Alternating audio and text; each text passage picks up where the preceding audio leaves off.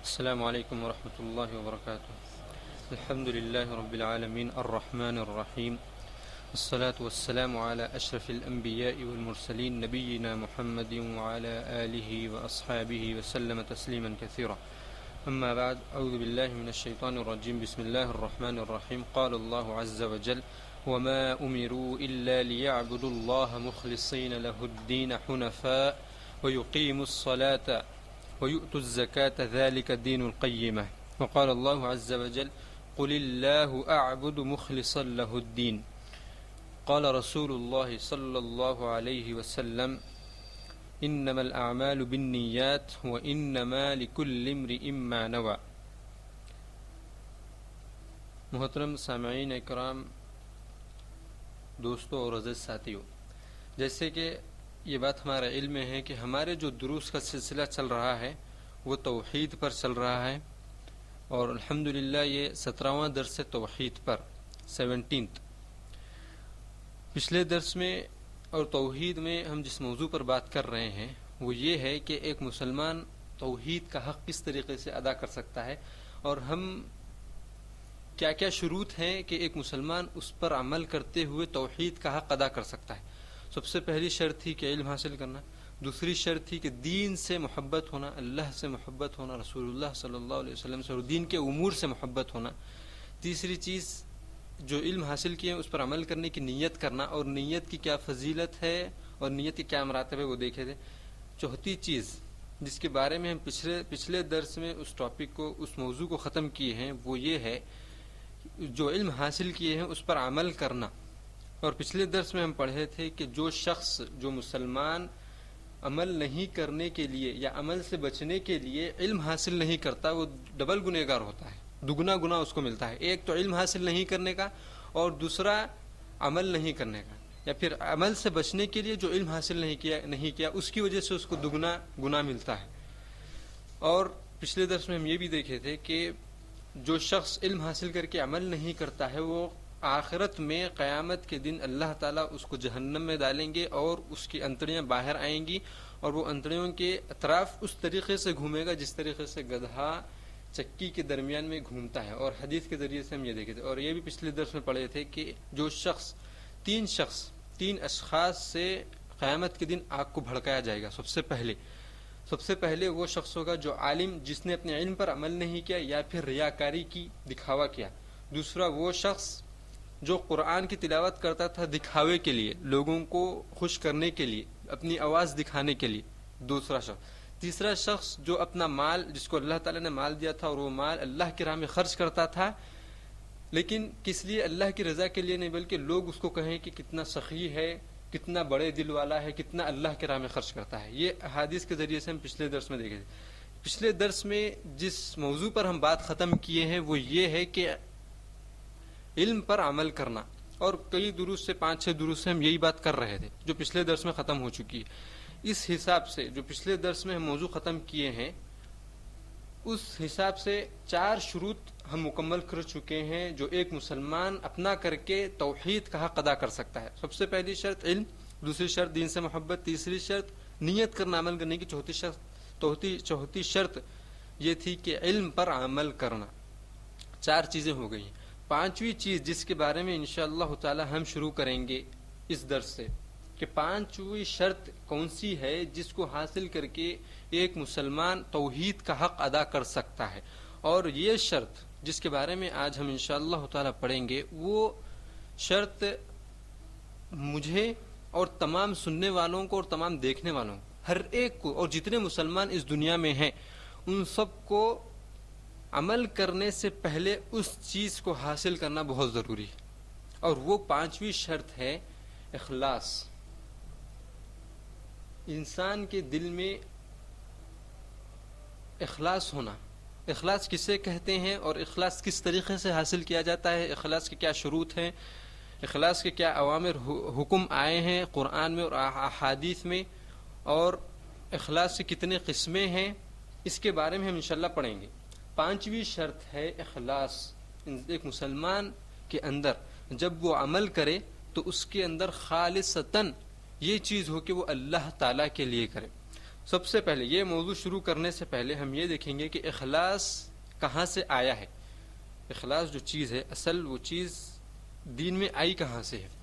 نیت کی دو قسمیں ہیں. ہم دوسری شرط جو پڑھے توحید کے حق ادا کرنے کی دوسری شرط ہے تیسری شرط ہے نیت کرنا. نیت کے دو معنی ہوتے ہیں. ایک معنی نیت کا یہ ہے جس کے ذریعے سے انسان ایک مسلمان عبادات اور معاملات میں فرق پیدا کرتا ہے. نیت کا ایک معنی ہے جس کے ذریعے سے انسان عبادات اور نیات اور معاملات میں فرق پیدا کرتا ہے.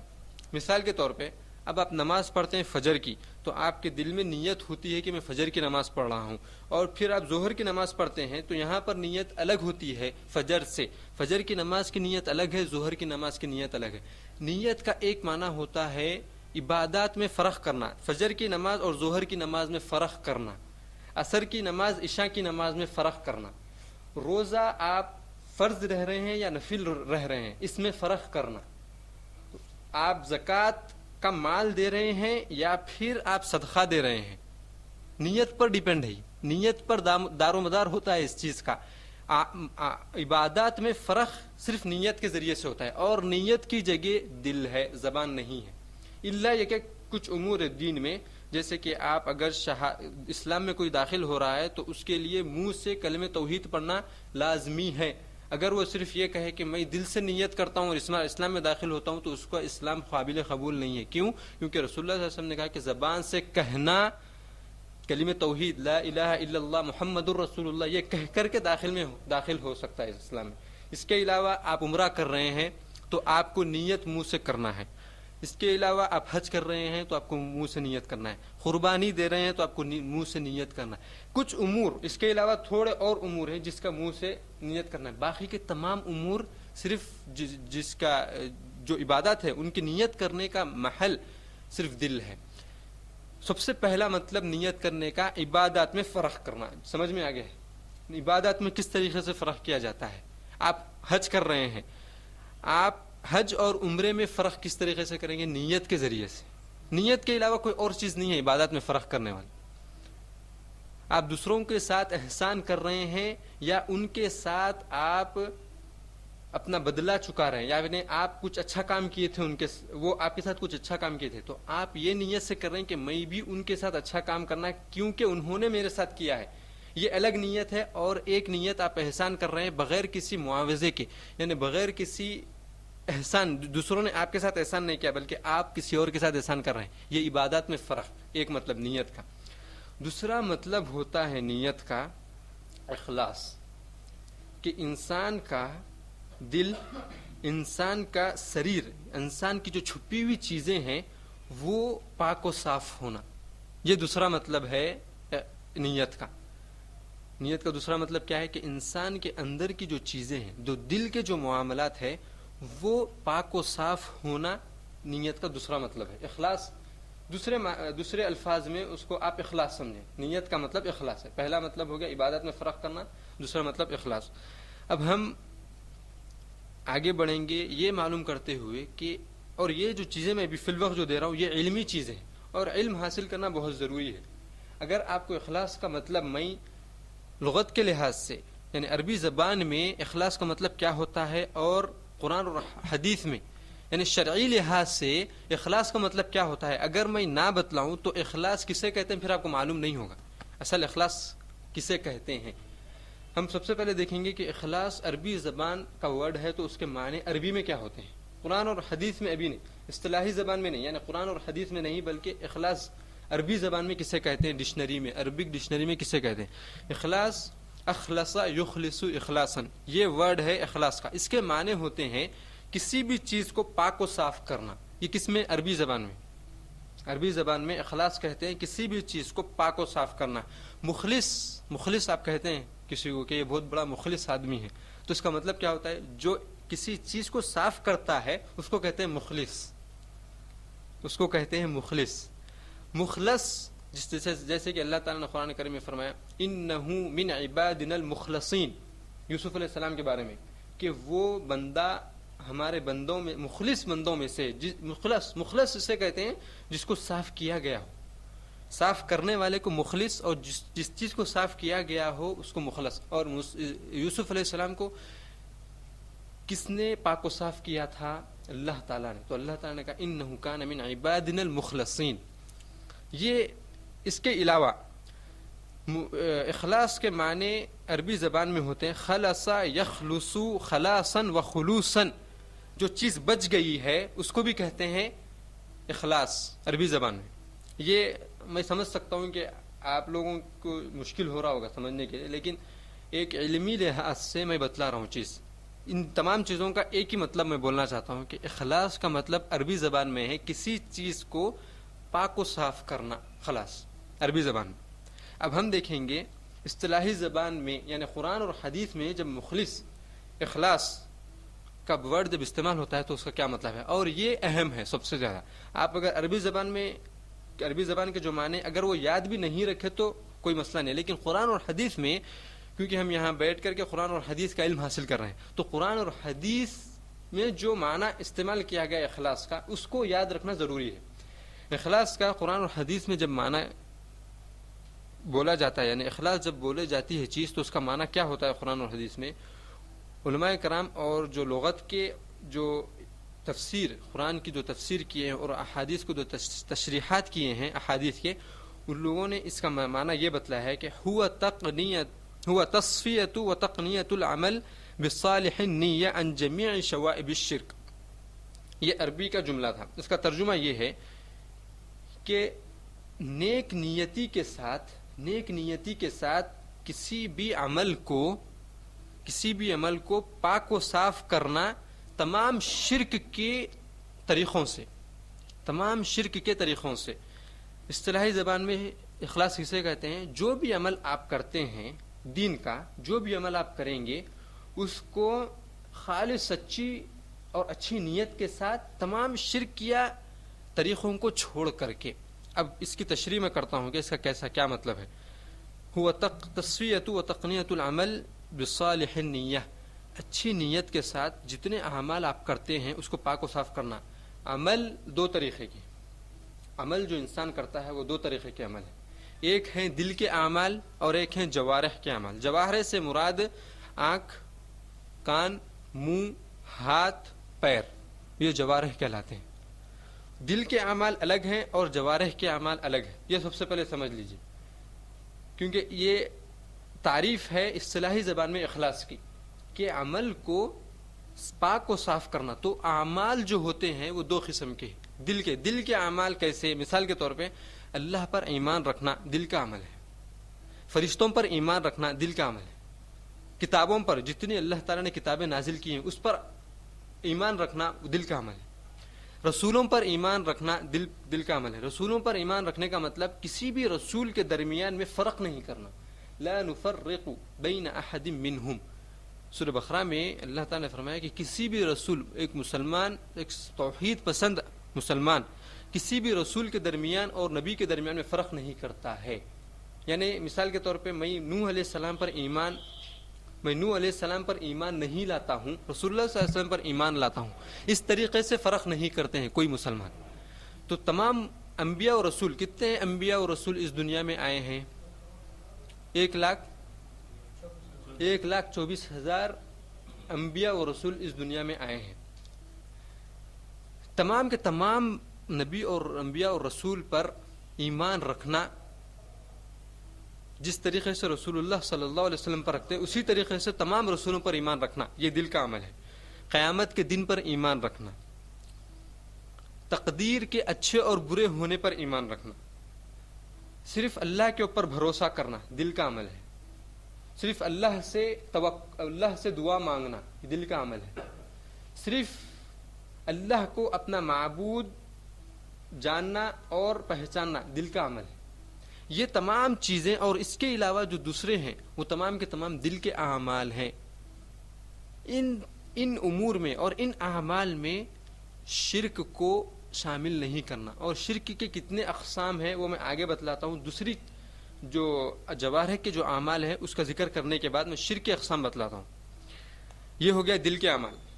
اب جوارح کے اعمال جیسے کہ آنکھ کے جتنے اعمال ہیں، جیسے کہ آپ قرآن کو دیکھ رہے ہیں تو آپ جب قرآن کو دیکھ رہے ہیں تو آپ کی آنکھ کا جو عمل ہے اس میں شرک کے جتنے اقسام ہیں اس سے دور رہنا. جب آپ قرآن یا پھر آپ درس دے رہے ہیں یا پھر آپ قرآن پڑھا رہے ہیں یا پھر آپ کسی کو کچھ سمجھا رہے ہیں اپنی زبان سے، کیونکہ جوارح کا عمل ہے، تو یہ کام تمام شرک کے اقسام سے پاک و صاف ہونا. جب آپ کچھ چیز سن رہے ہیں دین کی، تو وہ چیز سنتے وقت آپ کے کان میں جو دین کا عمل یا جو چیز آپ سن رہے ہیں، آپ کی نیت تمام شرک کے چیزوں سے ہٹی ہوئی ہونا. آپ جو کام اپنے ہاتھوں سے کر رہے ہیں، آپ یہاں پر آئے ہیں تو آپ کا یہاں پر آنا عمل ہے دین کے کام کے لیے، اور وہ عمل ہے جوارح کا. آپ کے جسم کے ذریعے سے آپ یہ عمل کر رہے ہیں، دل کے ذریعے سے نہیں کہ آپ گھر میں بیٹھ کے دل سے نیت کر لیے کہ میں درس میں حاضر ہو گیا ہوں، میں درس سن لیا ہوں. یہ دل کا عمل نہیں ہوتا ہے اور یہ غلط ہے. اور آپ کو معلوم ہوگا کہ صوفیہ حضرات یا پھر جو ہے نا جو لوگ دین میں غلو کرتے ہیں، وہ لوگ یہی کرتے ہیں کہ سوچتے ہیں کہ ہم رسول اللہ صلی اللہ علیہ وسلم کے پاس پہنچ چکے ہیں، یا پھر رسول اللہ صلی اللہ علیہ وسلم یہاں پر تشریف لا چکے ہیں، ہمارے ساتھ کھانا کھا رہے ہیں، ہمارے ساتھ تشریف فرما ہے، ہمارے ساتھ 11ویں منا رہے ہیں، ہمارے ساتھ جھنڈے کنڈے کر رہے ہیں. جو عقیدہ رکھتے ہیں یہ سب عقائد باطلہ ہیں، اس کا کوئی ثبوت نہ قرآن سے ہے نہ احادیث سے. بتلانے کا مقصد، آپ جو عمل یہاں پر آئے ہیں یہ عمل جوارح کا ہے. تو آپ کو یہ سوچنا ہے کہ اب میں یہ جو عمل کر رہا ہوں، یہ عمل میں میری نیت کیا ہے. کیا میرے پاس فون آیا تو کیا اس لیے میں آیا ہوں یہاں پر کہ چلو فون آ گیا آدھے گھنٹے کے واسطے آ جائیں گے، یا پھر دوستوں کو دکھانے کے لیے میں آیا ہوں یہاں پر، یا پھر دوسروں کو بتلانے کے لیے کہ میں یہاں پر آ کر کے علم حاصل کر رہا ہوں دین کا. کیا یہ نیت ہے؟ یا پھر آپ کی نیت ہے اللہ کے لیے آپ آئے ہیں یہاں پر؟ تو اگر آپ کی نیت اللہ کے لیے ہے تو جتنے قدم آپ چلتے ہوئے آئے، ہر قدم پر آپ کو فرشتے دعا کر رہے ہیں، بلکہ فرشتوں نے آپ کے لیے پر بچھائے ہوئے ہیں. یہ احادیث، صحیح احادیث میں موجود ہے کہ جو شخص علم حاصل کرنے کے لیے کہیں جہاں پر بھی تشریف لاتا ہے، جہاں سے وہ چلتا ہوا آتا ہے وہاں سے فرشتے اپنے پر بچھا دیتے ہیں اس کے استقبال کے لیے. دنیا میں جتنے علوم دنیا کے ہیں تمام کے تمام حاصل کر لیں آپ، یہ فضیلت آپ کو کوئی نہیں دے گا. کوئی انسان آپ کو آپ کی ہتھیلی پر نہیں چلائے گا کہ آپ کمپیوٹر سیکھنے جا رہے ہیں، آپ سائنٹسٹ بننے جا رہے ہیں، آپ ڈاکٹر بننے جا رہے ہیں. تو آپ کو کوئی بھی شخص آپ کے لیے سونے کے کپڑے نہیں بچھاتا کہ اس پر چل کر کے جاؤ. آپ کو کس میں جانا پڑتا ہے؟ روڈ پر ہی جانا پڑتا ہے، انہی لوگوں کے ساتھ پڑھنا پڑتا ہے جو پڑھتے ہیں.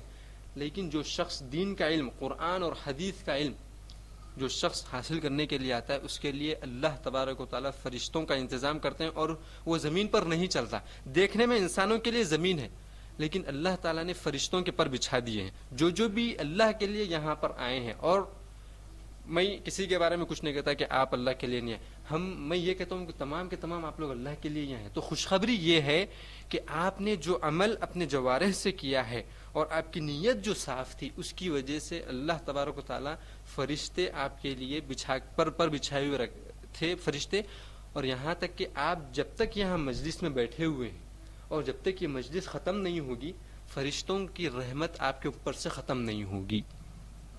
یہ ہے جوارح کے اعمال، یہ ہے جوارح کے اعمال، ہاتھ، پاؤں، کان، منہ، آنکھ، اس کے اعمال ہے. یہ مطلب ہے جس کا معنی بتلایا گیا ہے کہ اصطلاحی زبان میں اخلاص کا معنی ہے کہ اعمال کو شرک کے تمام چیزوں سے دور کرنا. اب ہم کو معلوم ہو گیا کہ اعمال دو قسم کے ہیں، دل کے اعمال ہے اور جوارح کے اعمال ہے.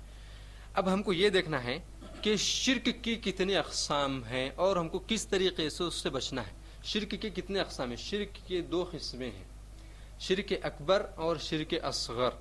شرک اکبر کا مطلب علماء کرام نے فرمایا ہے کہ شرک اکبر وہ ہے جیسے کہ آپ سجدہ کر رہے ہیں غیر اللہ کے لیے، یا پھر رکوع کر رہے ہیں غیر اللہ کے لیے، یا پھر آپ اپنے دل میں، یہ دل کا عمل، یہ جوارح کا عمل تھا، سجدہ کرنا جوارح کا عمل ہے، سر کا، تو آپ یہ شرک کیے ہیں. اللہ کے علاوہ کسی اور کو اگر سجدہ کریں گے تو یہ شرک ہو گیا ہے. اگر رکوع جو کر رہے ہیں وہ جوارح کا عمل ہے. آپ ڈر رہے ہیں کسی سے، ڈر دل کا عمل ہے، ڈرنا دل کا عمل ہے. کسی جوارح کا عمل نہیں ہے، ڈرنا دل کا عمل ہے. دل میں جب خوف ہوتا ہے کسی چیز کا تو انسان ڈرتا ہے. اگر آپ اللہ سے جس طریقے سے ڈرتے ہیں، اگر آپ وہ ڈر کسی اور سے بھی ڈرتے ہیں، اسی طریقے کا ڈر آپ کسی اور سے بھی ڈرتے ہیں، تو وہ شرک اکبر ہے.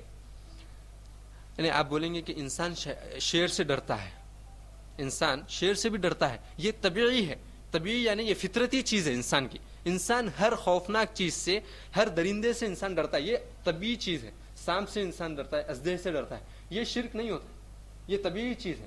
اللہ سے کس طریقے سے ہم ڈرتے ہیں؟ اللہ سے ہم اکیلے میں ڈرتے ہیں، اللہ سے ہم خوف کھاتے ہیں کہ اللہ کا عذاب ہم پر کہیں نازل نہ ہو جائے. اگر ہم اللہ کی عبادت نہ کریں تو اللہ تعالی ہم سے ناراض ہوں گے. یہ ڈر اگر آپ کسی مرشد، کسی پیر یا کسی آپ کے بزرگ کے لیے اگر آپ کرتے ہیں تو یہ شرک اکبر ہے. اسی طریقے سے اگر آپ توکل جو اللہ کے لیے خالص کرنا ہے، اگر وہ توکل آپ کسی خبر والے کے ساتھ، اگر آپ کسی خبر والے کے اوپر بھروسہ کرتے ہیں اپنی مصیبتوں کو دور کرنے کا، تو یہ شرک اکبر ہے اور یہ دل کا عمل ہے. اس کے علاوہ تمام اعمال، دعا کرنا، آپ دعا اللہ کو چھوڑ کر کے کسی اور سے، خبر والے سے یا کسی اور سے کریں گے تو یہ شرک اکبر ہے. بتلانے کا مقصد شرک اکبر وہ ہے جس کے جو کرنے کے بعد اگر انسان توبہ کیے بغیر اگر مر جائے تو اس سے بہتر کافر ہو کر کے مرنا چاہیے انہیں. کیوں؟ کیونکہ اللہ تبارک و تعالی شرک اکبر کرنے والے کو کبھی جنت کی خوشبو بھی نہیں سنائے گا. اللہ تعالیٰ قرآن کریم میں فرماتے ہیں ان اللہ لا یغفر ان یشرک بہ ویغفر ما دون ذلک. اللہ تبارک و تعالی تمام کے تمام گناہ معاف کرنے پر قادر ہے، تمام کے تمام گناہ معاف کرنے پر قادر ہے. کس دن؟ قیامت کے دن، جس دن اللہ تعالیٰ حساب و کتاب لیں گے تمام مخلوق کا. اس دن اللہ تبارک و تعالیٰ تمام گناہوں کو معاف کرنے کے لیے رضامند ہے، الا شرک اکبر کو، شرک کو، ان یشرک بہ. اسی چیز میں ایک آپ کو لطیف بات بتلاتا ہوں کہ جو انسان شرک کر کے، جو انسان مسلمان ہے اس دنیا میں، ایک انسان مسلمان ہے شرک پر ہے اور ایک انسان ہے کافر ہے. ایک مسلمان جو شرک کر رہا ہے اس کا انتقال ہو گیا ہے شرک پر، اور ایک کافر ہے جو اللہ پر سراسر ایمان ہی نہیں لایا اور وہ بھی کافر ہو کر کے مرا. اب آپ مجھے بتلائیں کہ کیا یہ جو مسلمان شرک کر کے جہنم کا مستحق ہو ہمیشہ کے لیے، کیا وہ بہتر ہے، یا یہ کافر جس نے اللہ کی کوئی عبادت ہی نہیں کی اس کے بعد وہ جہنم کا مستحق ہوا، وہ بہتر ہے؟ ہاں میں مانتا ہوں کہ کلمہ توحید کی فضیلت ہے، لیکن جو شخص کلمہ توحید زبان سے پڑھتا ہے لیکن پھر شرک کرتا ہے، اس نے کلمہ توحید کو سمجھا ہی نہیں. جس مسلمان نے کلمہ توحید کو زبان سے کہا اشہد ان لا الہ الا اللہ واشہد ان محمد رسول اللہ، اس کے بعد بھی خبروں کی طرف اگر اس کا رخ ہے، شرک کے افعال اس کے دل میں موجود ہیں، تو پھر اس نے کلمہ توحید کو سمجھا ہی نہیں. آپ مجھے بتلائیں کہ جو مسلمان شرک پر مرا ہے وہ بہتر ہے، یا جو کافر بغیر ایمان لا کر کے مرا ہے یہ بہتر ہے؟ جو کافر بغیر ایمان لا کر کے مرا ہے وہ بہتر ہے. کیونکہ اس نے کلمہ قرآن پڑھا ہی نہیں، اس نے قرآن کو سمجھا ہی نہیں ہے اور اس نے عبادتیں نہیں کی ہیں. یہ مسلمان جس نے قرآن کو پڑھا ہے، احادیث کو پڑھا ہے، جس نے اللہ کے سامنے سجدہ کیا ہے، اس کے بعد جا کر کے خبر والے کے پاس بھی سجدہ کیا ہے، جس نے اپنی زندگی کو عبادتوں میں صرف کیا ہے اور یہ امید رکھتے ہوئے کہ یہ بابا میری، یہ خبر والے میری سفارش کریں گے قیامت کے دن، یہ تمام کرتے ہوئے جہنم میں جا رہا ہے، اور دوسرا کافر ہے جو یہ تمام کیے بغیر جہنم میں جا رہا ہے. تو اس کا مطلب یہ ہوا کہ جو مسلمان ایمان لانے کے بعد کلمہ توحید پڑھنے کے بعد شرک پر، شرک حقیقی پر، شرک اکبر پر اگر اس کا انتقال ہوتا ہے تو ظاہر چیز یہ ہوتی ہے کہ وہ مسلمان کافر ہو کر کے مرے، کافر ہو کر کے مرے. کیوں؟ میں یہ نہیں کہہ رہا ہوں کہ تمام مسلمان کافر ہو کر کے مرے. آپ میری بات کے جو باریکی ہے اس کو سمجھنے کی کوشش کریں. جو مسلمان ایمان لانے کے بعد شرک کی حالت میں مرتا ہے وہ چاہیے کہ وہ کافر ہو کر کے مرے، اور وہ کافر ہو کر کے ہی مرتا ہے، لیکن اس کو پتہ نہیں ہوتا. کیوں؟ کیونکہ جو شخص عبادت کرنے کے باوجود بھی جہنم کا مستحق ہے، اس کا عبادت کرنا کیا فائدہ ہوا؟ لیکن اس کا مطلب یہ نہیں ہے کہ جو لوگ شرک کر رہے ہیں اس دنیا میں وہ شرک سے باز نہ آئیں. اس کا مطلب یہ نہیں ہے. جو شرک پر ہیں اللہ تعالیٰ ان کو توحید جیسی نعمت سے نوازے، مرنے سے پہلے ان کو شرک سے بچائے، شرک کی اعمال سے باہر کر دے. لیکن جو شخص شرک کر کے مر جائے گا اللہ تعالیٰ اس کو کبھی جنت کی خوشبو تک بھی حاصل ہونے نہیں دیں گے. اور ہمارا ایمان ہے، پکا ایمان ہے کہ قیامت آنے والی ہے، حساب و کتاب ہونے والا ہے، جہنم ظاہر ہونے والی ہے، جنت ظاہر ہونے والی ہے. جنت میں صرف اور صرف اخلاص اور توحید پرست لوگ ہی جائیں گے چاہے ان کا عمل جو بھی ہو، اور جہنم میں جو جائیں گے وہ جس کے پاس توحید نہیں ہوگی. اور اللہ تعالی ہم کو جنت میں داخل کرے اور جہنم سے نجات دے. آمین. میں یہاں بتلا رہا تھا شرک اکبر کسے کہتے ہیں. اب دوسری قسم، یہ پہلی قسم ہو گئی. دوسری قسم شرک اصغر، جس کے بارے میں رسول اللہ صلی اللہ علیہ وسلم نے فرمایا ہے، صحیح حدیث میں ہے. رسول اللہ صلی اللہ علیہ وسلم صحابہ سے فرماتے ہیں کہ میں تم پر اگر کسی چیز سے سب سے زیادہ ڈرتا ہوں، کسی گناہ سے اگر تم پر کسی سب سے زیادہ اگر میں تم پر ڈرتا ہوں کسی گناہ کی وجہ سے، تو وہ ہے شرک اصغر. صحابہ سے آپ صلی اللہ علیہ وسلم نے فرمایا. تو صحابہ کرام رضی اللہ تعالی عنہم رسول اللہ صلی اللہ علیہ وسلم سے پوچھنے لگے کہ شرک اصغر کیا چیز ہے. تو رسول اللہ صلی اللہ علیہ وسلم نے فرمایا کہ ریاکاری. اور ریاکاری ایک ایسا گناہ ہے جو رات کی تاریکی میں بغیر دستک دیے کے دل میں داخل ہو جاتا ہے. رات کی تاریکیوں میں بغیر انسان کو معلوم ہوئے کہ اس کے اعمال میں اور اس کے دل میں داخل ہو جاتا ہے. ریاکاری کا مطلب کیا ہے؟ دکھاوا کرنا. قرآن پڑھ رہے ہیں آپ صاحب مسجد میں بیٹھ کر کے قرآن پڑھ رہے ہیں، پیچھے لوگ بیٹھے ہوئے ہیں، قرآن پڑھیں اس نیت سے کہ لوگ دیکھ کر کے تعریف کرے کہ ارے قرآن پڑھنے والے ہیں. داڑھی رکھ رہے ہیں اس وجہ سے کہ لوگ کہے کہ ارے بزرگ داڑھی رکھ رہے ہیں، اچھے آدمی، نیک آدمی لگ رہے ہیں. یہ نیت سے، اس کو کہتے ہیں ریاکاری.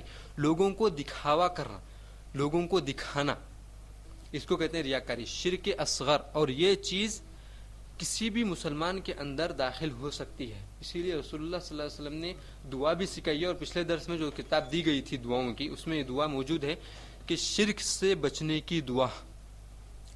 تو دو قسم ہے شرک کے، ایک قسم ہے شرک اکبر اور ایک قسم ہے شرک اصغر. ان دو شرکوں سے اپنے اعمال کو پاک کر کے عمل کرنا، یہ ہے اخلاص اصطلاحی زبان میں.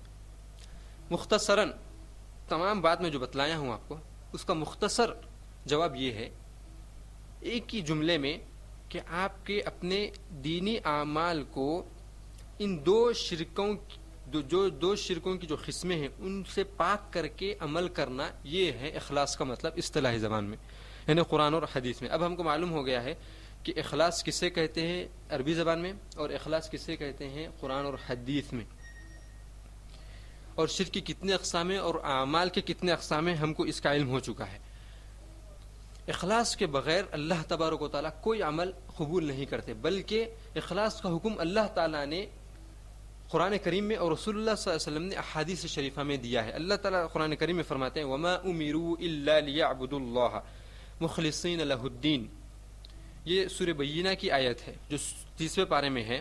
سورہ بینہ اللہ تعالیٰ فرماتے ہیں کہ اللہ تعالیٰ نے کسی بھی شخص کو اپنی عبادت کرنے کا حکم نہیں دیا ہے مگر اخلاص کے ساتھ عبادت کرنے کا حکم دیا ہے. وَمَا أُمِرُوا إِلَّا لِيَعْبُدُوا، عبادت کرنا. اور ہر عمل جس کو آپ کرتے ہوئے یہ محسوس کریں کہ اس پر مجھے اجر ملے گا، تو یہ عمل اور وہ سنت کے مطابق ہو تو وہ عمل دین کا عمل ہے. اگر آپ مثال کے طور پہ اگر آپ کمانے کے لیے جا رہے ہیں آفس کو، تو آپ کا آفس جانا کیا نیت ہے آپ کے دل میں؟ اگر آپ کی نیت ہے کہ میں اپنی ضروریات، اپنی بیوی بچوں کی ضروریات، اپنے گھر والوں کی ضروریات پورے کروں گا، تو آپ کا آفس کو جانا، آفس میں کام کرنا، آفس سے آنا، یہ تمام چیز پر آپ کو اجر ملے گا. یہاں تک کہ آپ ایک ریال بھی نہیں کمائیں گے اس پر آپ کو اجر ملے گا. کیوں؟ کیونکہ آپ کی نیت ہے. اور رسول اللہ صلی اللہ علیہ وسلم نے فرمایا کہ رسول اللہ صلی اللہ علیہ وسلم کا ارشاد ہے کہ جو شخص اس نیت سے روٹی کماتا ہے، حلال روٹی کماتا ہے کہ میں اپنے بیوی بچوں کا پیٹ بھروں، تو اللہ تبارک و تعالیٰ اس کو ہر کام پر صدقے کا اجر دیتے ہیں. اگر آپ ایک نوالا اپنی بیوی کے منہ میں ڈال رہے ہیں، اپنے بچوں کو کھلا رہے ہیں، تو آپ کو صدقے کا اجر ہے. کوئی شخص غریب ہے اور وہ صدقے کا اجر حاصل کرنا چاہتا ہے تو وہ محنت کرے، کام کرے، پیسے کمائے، اور جو اپنے بیوی بچوں کو یا اپنے گھر والوں کو، بہن بھائیوں کو جو کھلائے گا، ہر نوالے پر بلکہ ہر دانے پر اللہ تعالیٰ قادر ہے آپ کو صدقے کا اجر دے گا. یہاں پر میں بتلانا چاہ رہا ہوں کہ آپ جو بھی عمل کریں گے، چاہے آپ وہ دنیا کے لیے کر رہے ہوں، چاہے آپ وہ دنیا کے لیے ہی کر رہے ہوں، آپ کی نیت اگر صاف ہے اور وہ طریقہ رسول اللہ صلی اللہ علیہ وسلم کی طرح ہے، اگر وہ رسول اللہ صلی اللہ علیہ وسلم یا صحابہ رضی اللہ تعالیٰ عنہم سے ثابت ہے تو اس پر آپ کو اجر ہے. تو اللہ تبارک و تعالیٰ نے فرمایا وما امروا الا لیعبدوا اللہ. اللہ تعالیٰ نے عبادت کرنے کا حکم نہیں دیا مگر کس حالت میں دیا ہے کہ اخلاص کے ساتھ عبادت کریں اللہ کے لیے. اخلاص کا مطلب ہم سمجھ گئے کہ ہر عمل کو شرک کی تمام اقسام سے پاک و صاف کر کے عمل کرنا.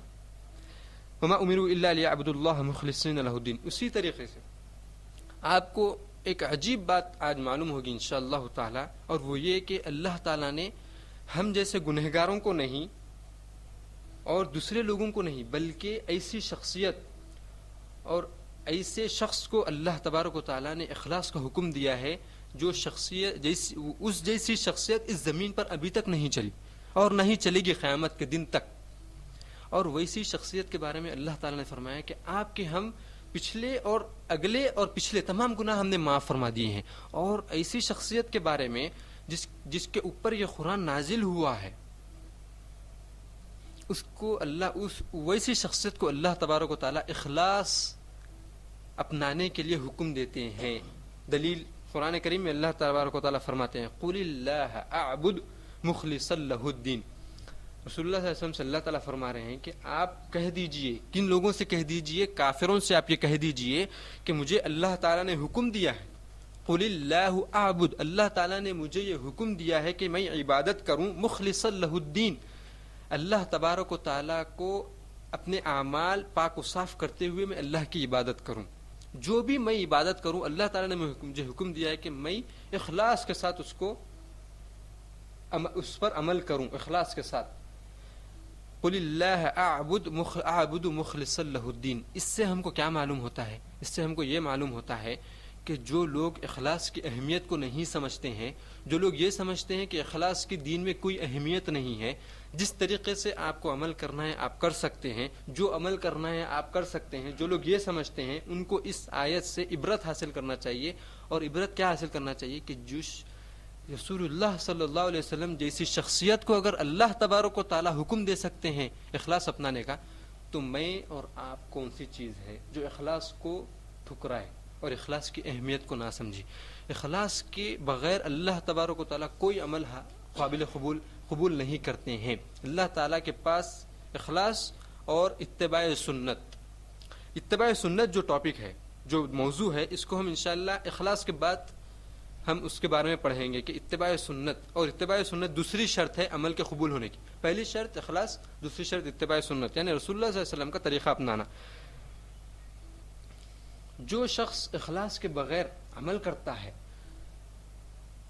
چاہے وہ کتنا بھی بڑا عمل کر لے، اللہ اور لوگوں کی نظر میں کتنا ہی بڑا عمل کیوں نہ ہو، اگر اس کے پاس اخلاص نہیں ہے تو اس کا عمل اللہ تبارک و تعالیٰ کے پاس اسی طریقے سے جس طریقے سے ہمارے پاس ایک اڑتا ہوا سوکھا پتا جو ہوتا ہے نا زمین پر، باہر روڈ پر سوکھا، اچھا پتا بھی نہیں، سوکھا پتا جو سکڑ جاتا ہے، وہ پتا جب ہوا میں اڑتا ہے تو اس کی کچھ اہمیت ہے ہمارے پاس. یہاں تک کہ جانور کے پاس بھی اس کی اہمیت نہیں ہے، جانور بھی نہیں کھاتا اس کو، وہ سوکھ گیا ہے بول کر کھاتا. اس سے بدتر اللہ تعالیٰ کے پاس اس عبادت کا مقام ہے جو اللہ کے لیے نہیں بلکہ لوگوں کو دکھانے کے لیے کیا گیا ہے. مثال کے طور پہ آپ حج کر رہے ہیں، یہ نیت آپ کی ہے کہ مجھے لوگ حاجی کہیں، مجھے لوگ کہیں کہ ارے کتنا بڑا آدمی ہے، ہر سال حج پہ حج کر رہے ہیں آپ، لوگ کہیں کہ ارے کتنا بڑا آدمی ہے، ہر سال عبادت میں، ہر سال حج کو جاتا ہے آدمی، ہر سال حج کرتا ہے، ہر سال اپنے پیسے خرچہ کرتا ہے، ہر سال اپنے گھر کو چھوڑ کر جاتا ہے. یہ نیت سے اگر آپ حج کریں گے، اور حج کا کیا ثواب ہے، حج کی فضیلت سن لیں آپ تھوڑی مختصر.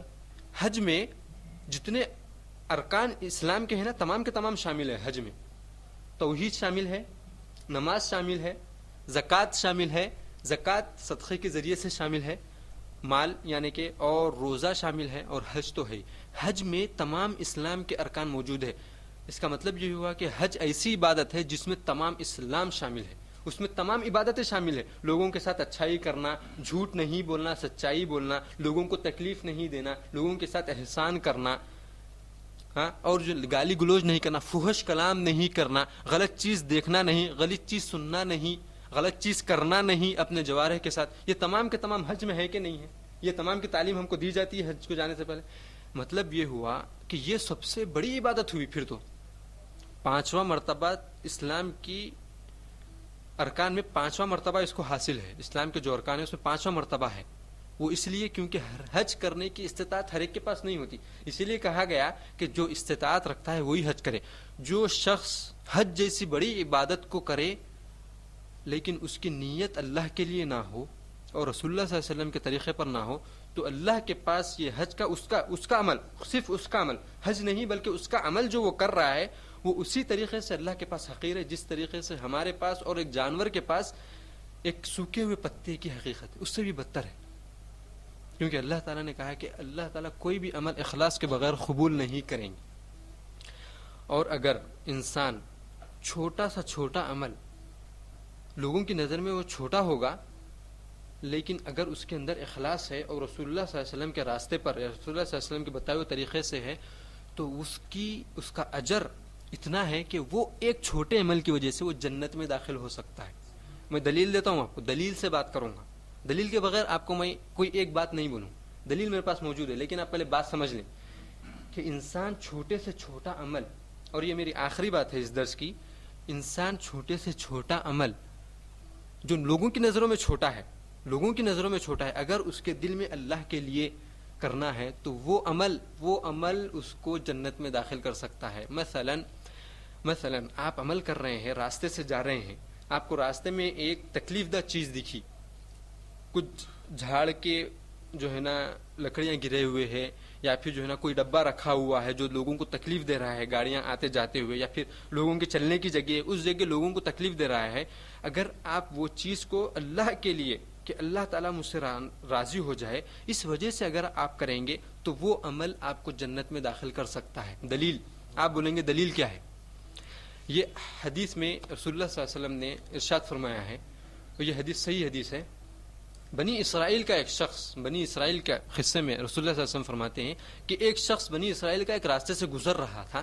وہ شخص جھاڑ کی ایک ڈالی راستے میں آ رہی تھی، لوگوں کو تکلیف دے رہی تھی، راستے میں آ کر کے ایسی پڑی ہوئی تھی، جھاڑ کی ڈالی گر گئی تھی. تو وہ شخص جا رہا تھا وہاں سے، اس نے دیکھا کہ یہ مسلمانوں کو تکلیف دے رہی ہے تو میں یہ کام مسلمانوں کی تکلیف دور کرنے کے لیے اور اللہ تعالیٰ مجھ سے راضی ہو جائے اس لیے میں یہ کام کر رہا ہوں. تو یہ نیت جب اللہ تعالیٰ اس کو دیکھے، رسول اللہ صلی اللہ علیہ وسلم فرماتے ہیں کہ جب وہ کام یہ نیت سے کیا تو اللہ تبارک و تعالیٰ نے اس کے تمام گناہوں کو معاف کر دیا اور اس کو جنت میں داخل کر دیا. آپ دیکھیں یعنی چلتے ہوئے راستے سے کوئی چیز کو پاؤں سے ہٹانا کتنی حقیر چیز ہے کہ نہیں ہے؟ حقیر ہے کہ نہیں ہے؟ یعنی ایک دنیاوی لحاظ سے میں بات کر رہا ہوں، دینی لحاظ سے نہیں، دنیاوی لحاظ سے اگر آپ بات کریں گے، راستے میں آپ جا رہے ہیں کسی چیز کو ہٹا رہے ہیں اپنے پاؤں سے تو لوگ کیا سمجھتے ہیں؟ ارے کتنا حقیر کام کر رہا ہے آدمی، کچرا صاف کر رہا ہے، بولتے کہ نہیں حقیر ہے لوگوں کی نظروں میں. لیکن یہی حقیر چیز جو عمل آپ کر رہے ہیں اگر آپ کی نیت اللہ تبارک و تعالیٰ کے لیے، اللہ کو راضی کرنے کے لیے ہے تو پھر وہ عمل کے ذریعے سے آپ جنت میں داخل ہو سکتے ہیں. اس بات کا بتلانے کا مقصد یہ ہے کہ آپ کسی بھی چھوٹے عمل کو حقیر نہیں سمجھنا، کسی بھی چھوٹے عمل کو حقیر نہیں سمجھنا، چاہے وہ قرآن کے اوپر سے دھول ہٹانا ہی کیوں نہ ہو. قرآن کے اوپر دھول آ جاتی ہے، آپ مسجدوں میں دیکھیں گے، اگر وہ دھول کو صرف آپ ایک سیکنڈ نہیں لگتا ہٹانے کے لیے، اس کو اگر آپ حقیر سمجھیں گے تو پھر وہی اگر حقیر نہیں سمجھ کر کے آپ اگر وہ عمل کریں گے اللہ کے لیے تو وہ عمل کے ذریعے سے جنت میں داخل ہو سکتے ہیں. بولنے کا مقصد چھوٹے سے چھوٹے عمل کو بھی حقیر نہیں سمجھنا چاہیے. جس طریقے سے ہم بڑے عمل کو حقیر نہیں سمجھتے ہیں اسی طریقے سے چھوٹے اعمال کو بھی ہم کو حقیر نہیں سمجھنا چاہیے. اس کے ذریعے سے بھی اگر ہماری نیت صحیح ہے اور رسول اللہ صلی اللہ علیہ وسلم کے راستے پر اور بتائے ہوئے طریقے پر ہے تو وہ عمل انشاءاللہ تعالی ہم کو جنت میں داخل کر سکتا ہے. اس درس کا خلاصہ یہ ہے کہ اخلاص کا مطلب کسی چیز کو پاک و صاف کرنا، اور اصطلاحی معنی میں اخلاص کا مطلب ہوتا ہے اپنے اعمال کو تمام شرک کے اقسام سے پاک و صاف کر کے عمل کرنا، یہ ہے. اور دوسری چیز نیت کے دو معنی ہیں، ایک معنی ہے نیت کا عبادت میں فرق کرنا، دوسرا معنی ہے اخلاص. اور اسی طریقے سے اخلاص کے بغیر اللہ تعالیٰ کوئی اعمال قبول نہیں کریں گے. آخری بات اس درس کی خلاصے کے طور پر یہ پیش کرتا ہوں کہ کسی بھی عمل کو جو دینی عمل ہے جس کو ہم اللہ کے لیے کر رہے ہیں اس کو حقیر نہیں سمجھنا چاہیے. اسی بات پر میں اپنی بات کو ختم کرتا ہوں اور اللہ تعالیٰ سے دعا ہے کہ اللہ یہاں پر جو بھی کہا اور سنا گیا اس پر ہم کو عمل کرنے کی توفیق عطا فرمائے. یا اللہ یہاں پر جو بھی کہا اور سنا گیا اس پر ہم کو عمل کرنے کی توفیق عطا فرمائے. یا اللہ یہاں پر جتنے حضرات بیٹھے ہوئے ہیں سب کے چھوٹے اور بڑے گناہوں کو معاف فرما دیجیے. یا اللہ یہ حضرت آپ کے دین کا علم حاصل کرنے کے لیے آئے تھے, ان کے تمام چھوٹے اور بڑے گناہوں کو معاف فرما دیجیے. یا اللہ ان حضرات کی جو بھی پریشانی ہے اللہ ان کی پریشانیوں کو دور کر دیجیے. یا اللہ ان کی ہر مصیبتوں کو دور کر دیجیے.